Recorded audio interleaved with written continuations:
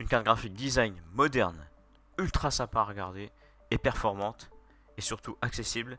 Voici la 3060. On se retrouve tout de suite après le jingle, les amis.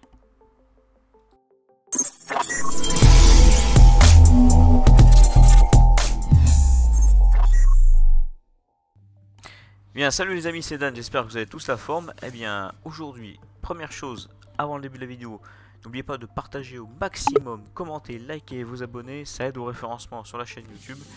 Et bien sûr, de pouvoir perdurer dans le temps. Alors aujourd'hui, épisode numéro 14, setup des abonnés 2022. Et aujourd'hui, ça y est, on y est, on déploie le poumon de cette config gaming. La carte graphique Nvidia RTX 3060 GB Vision, 12 Go de mémoire.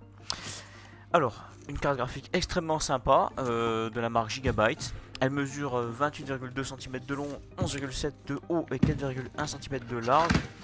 Elle est sur une occupation en double slot. C'est une carte qui bénéficie d'un refroidissement actif et passif avec 3 ventilateurs de 80 mm et un connecteur unique de 8 pins CPU en PCIe pour alimenter électriquement cette petite carte.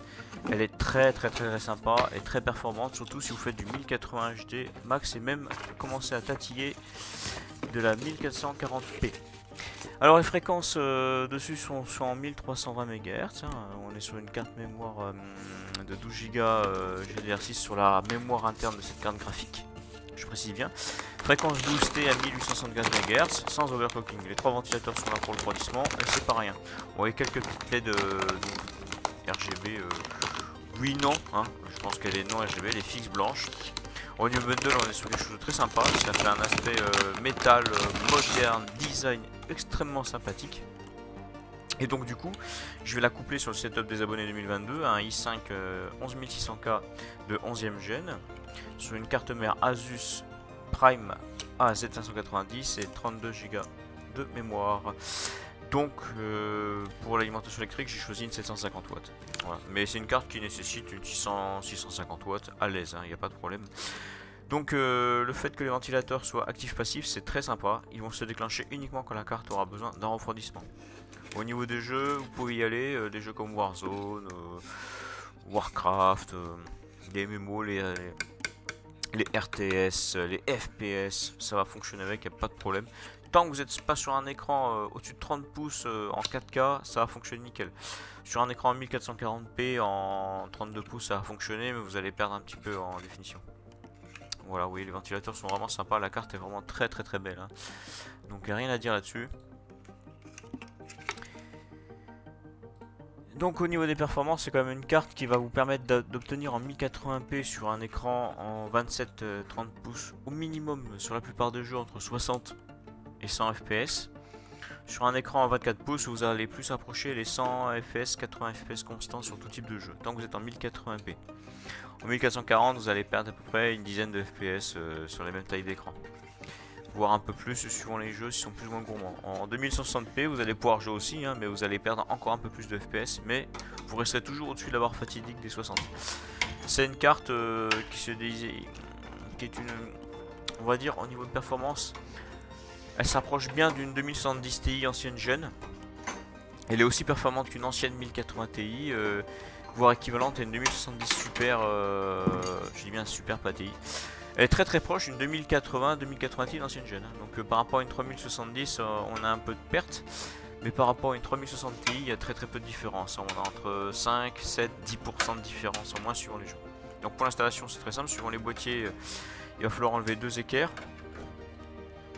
voire une et demie suivant certains boîtiers. Vous pouvez la mettre aussi en format horizontal, peu importe.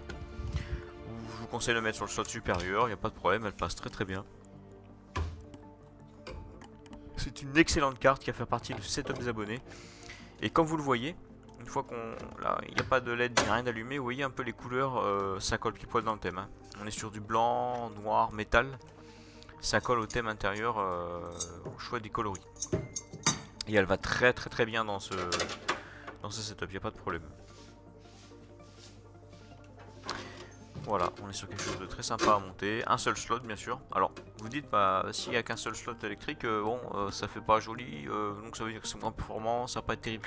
Détrompez-vous. Je peux vous garantir que sur la plupart des jeux, même Cyberpunk,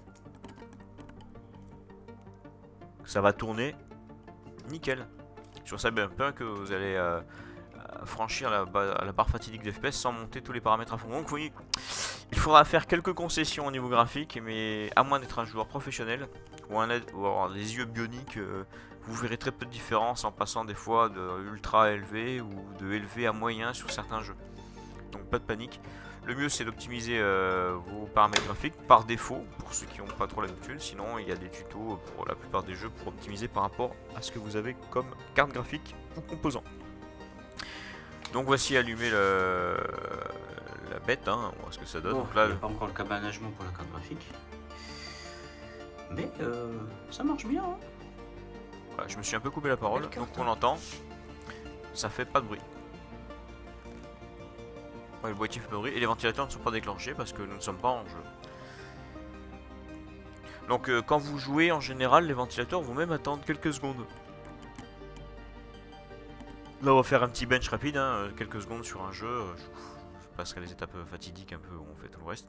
Donc voilà, le classique, hein, il y a plein de gens qui font des tutos là-dessus.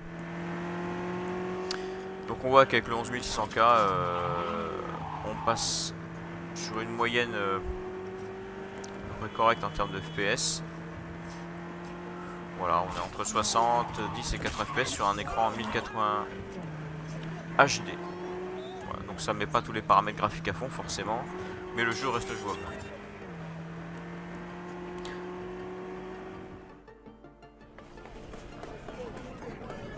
Voilà, après quand il y a un petit peu plus d'animation, c'est un petit peu moins joli. En termes de conso électrique et en termes de chauffe, vous voyez, hein, c'est une carte qui chauffe pas des masses et qui consomme très peu. On est vraiment pas trop mal. Hein. À partir du moment où vous avez un bon environnement PC, donc un i5 de 10e, 11e gen, voire de 12e gen, avec 32 Go ou 16 Go de RAM en DDR4, au moins 3200 MHz, vous allez vraiment être pas mal du tout. Donc là on passe sur des qualités graphiques supérieures, vous voyez, des compressions 1440, on perd un peu tout. Donc au niveau du bench en 3D Mark, hein, sans optimiser, sans overclocker le matériel, on obtient une norme et un calcul tout à fait respectable, vous voyez, il n'y a pas de problème. En termes général, c'est une carte sur la plupart de ces jeux-là en 1080p sur un écran qui fait 24 pouces. Vous allez pouvoir obtenir, oui, on voit les couleurs, vous voyez à peu près ce que ça va vous donner en termes de FPS. Donc curieusement sur certains jeux, on est meilleur en 1440 qu'en 1080, ça dépend à peu près de vos configs. Voilà, c'est une excellente carte. Setup des abonnés, épisode numéro 14. J'espère que vous avez apprécié ce petit test rapide, petit unboxing rapide de cette carte. N'oubliez pas d'aller jusqu'au bout parce que maintenant qu'on a monté la carte graphique, la prochaine étape, ça sera le montage du PC.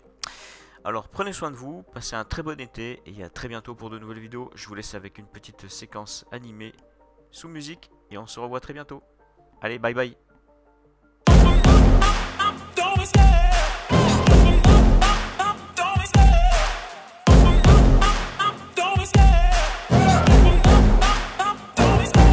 Love the chase and the hunt, and I set the pace when I'm running. I always take what I want and I always give it 100. Don't need a bank, no I'm funded. Play the game like it's nothing. I'm always thankful for something. Don't take for granted, stay humble. Now wake up, it's time to look at the enemy. Look in the mirror if he is no friend of